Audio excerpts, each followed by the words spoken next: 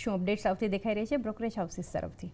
Good morning ચાંદની. ચાંદની શરૂઆત આપણે સેક્ટરથી કરશું તો સિમેન્ટ સેક્ટર્સમાં મોર્ગન સ્ટેનલી પોતાનો મત જાહેર કર્યા છે.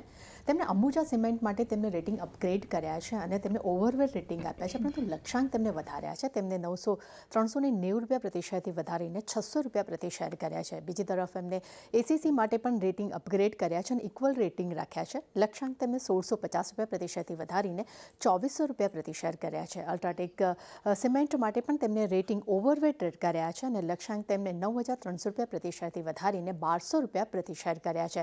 ત્યાં દાલમિયા ભારત માટે પણ તેમને રેટિંગ ઓવરવેટ કર્યા છે અને લક્ષ્યાંક તેમને વધાર્યા છે. તેમને 2360 રૂપિયા પ્રતિ શેરથી વધારીને 2750 રૂપિયા પ્રતિ શેર કર્યા છે. ગ્રાસિમ માટે રેટિંગ તેમને ઓવરવેટ રાખ્યા છે.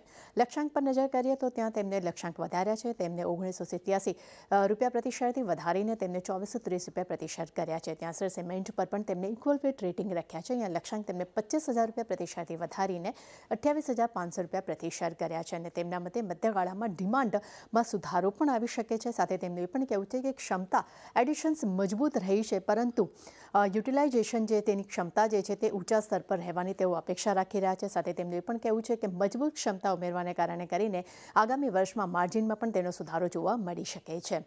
ત્યારબાદ શેર પર નજર કરીએ તો ફેડરલ બેંક પર મોર્ગન સ્ટેનલીએ ઇક્વલ વેટ રેટિંગ રાખ્યા છે. લક્ષ્યાંક તેમને 165 રૂપિયા પ્રતિ શેર આપ્યા છે. તેમના મતે Q3માં માર્જિનમાં 3 બેસિસ પોઈન્ટનો ઘટાડો આવ્યો છે, પરંતુ ROA તે લગભગ 1.4% પર રહ્યા છે, જે ક્રેડિટ ખર્ચમાં એક મદદગાર જોવા મળ્યું છે. પરંતુ સામે ટ્રેજરી ગેઇન્સ મજબૂત રહ્યા છે અને તેનો ઉપયોગ જે છે તે અપેક્ષિત કરતાં વધુ હોવાને કારણે કરીને વેતન વધારવામાં રન રેટને ઓફસેટ કરવામાં પણ આવ્યો છે. એટલે ઓવરઓલ આ બંને જે બ્રોકરેજ રિપોર્ટ આવ્યા છે એમાં ખાસ કરીને સિમેન્ટ સેક્ટર્સ પર આજે આપણે ખાસ નજર રાખવાની રહેશે, કારણ કે મોર્ગન સ્ટેનલી તેના પર આપણને ઘણા જ બુલિશ જોવા મળી રહ્યા છે.